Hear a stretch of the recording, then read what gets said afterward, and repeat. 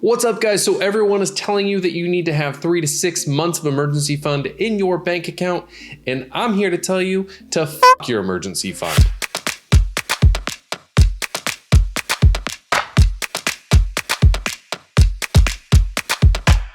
So the standard financial advice that you will hear, especially from people here on YouTube, is that you need anywhere from 3 to 12 months of your expenses saved up in your bank account in an emergency fund.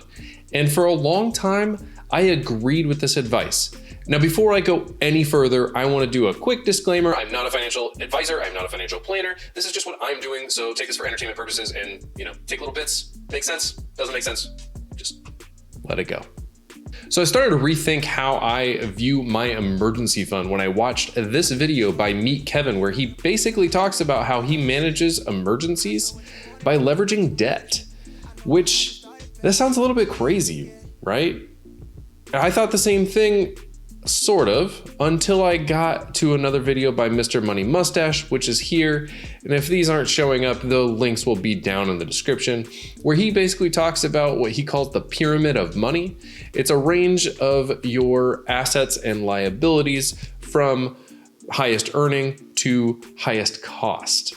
I became fascinated by this idea of covering an emergency by using things like lines of credit and credit cards and other debt mechanisms, and potentially even selling assets like very liquid stocks. So, of course, me being me, I had to run some numbers. So I like to keep about 4 months of emergency fund in my bank account. At the time, I was keeping it in an Ally Bank savings account, which is earning me about 0.6% interest rate. So if we look at that, $10,000 a month is what our personal expenses are. So I need 4 months of that, $40,000. That was earning me about $20 a month in interest. Now, if I took that $40,000 and I put it into a fairly conservative index fund, say VTI or something of the sort, I would be earning roughly 7 to 8% annually. Obviously, this is going to go up and it's going to go down, and depending on when your emergency happens, it could be different, right? But that's going to earn me about $230 a month in appreciation. That is a 10x difference on earnings. That got me thinking, like, man, what is the likelihood of this emergency happening? And what's the risk to reward ratio that I'm willing to accept? Now, I think it's important to define what an emergency is. A financial emergency. For me, when I think of a financial emergency, I'm always thinking about I lost my job and I now need to support my family on zero income. That's where the 4 months comes from, because I think it's going to take me anywhere from 4 to 6 months on average to find a new job. And if that happens, I am going to pull money from any single place I can find it to support my family, so that we don't have to lose our house. We don't have to do any other crazy, uncomfortable things. So I'm going to use credit cards. I'm going to use lines of credit. I'm going to use a home equity line. I am going to pull money from literally any place I can find it to cover this. And I think that's an important thing to know as we go through how I'm now managing my emergency fund. So I don't have cash anymore to cover an emergency. So what do I do if I have an emergency? So I've already mentioned I use lines of credit and credit cards. Credit cards are the bottom of my pyramid, right? They're 25% interest rate, and carrying a balance on that is just, it hurts your soul a little bit.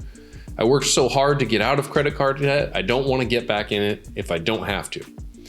But the secret weapon in my new emergency fund is my portfolio line of credit that I get from M1 Finance. I've talked about M1 Finance's borrow line before. I'll link a video up here.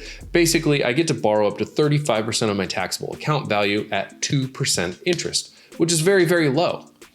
Lower than most other places. It's actually 3 times lower than my home equity line of credit, which is another place I could pull money from. So of course, how am I going to manage this emergency fund and be comfortable that I've had enough money in these lines of credit and credit cards to even know that I could cover my emergency? So of course, like I always do, I create a spreadsheet, as Justin likes to always affectionately call them, Trae sheets. So let's dive into the spreadsheet right now. I'll pull that up on the screen and we'll go through it. So you can look here, I've ordered this by lowest cost to highest cost. That is this column C, the interest rate. This is not the interest you earn, this is the interest you pay to borrow money here.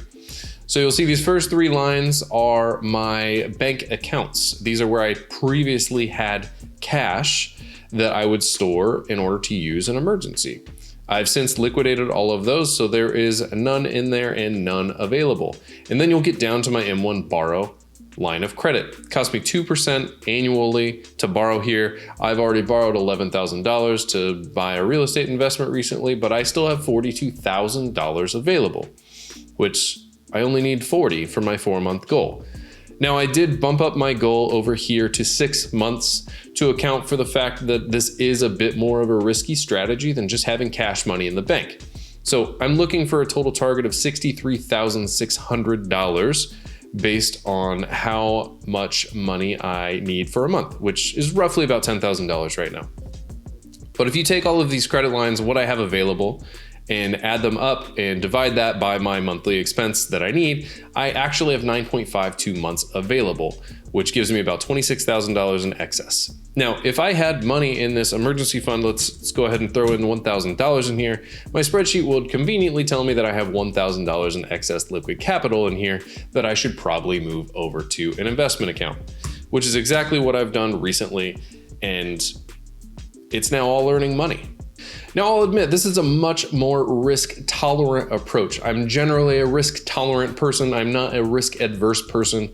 I prefer high risk, high reward, and that's exactly what I'm getting from this. Now, I've not had to go through this with an actual emergency yet, so God only knows what could happen. It does seem to make sense. I have plenty of evidence in the financial planning world. The Wealth Management Index book, for example, meet Kevin, Mr. Money Mustache, plenty of other sources that I've compiled to put some faith for me in this system, but it's to each their own. Everyone has a varying degree of risk tolerance. Mine tends to be risk heavy. So this is what I'm doing now. There's also plenty of other lines of credit that I'm looking into, a personal line of credit. I mentioned the HELOC that I'm gonna be researching and seeing how I can add other low interest lines of credit to this. And that's it for today. If you guys enjoyed this video, or if you think you know someone that might be a risk tolerant person that this could benefit, feel free to share it, post it on Twitter, Facebook, LinkedIn, anything you got. You can reach out to me on Twitter at Robrock or down in the comments below. Don't forget to like, subscribe, and I will see you guys next time. Peace.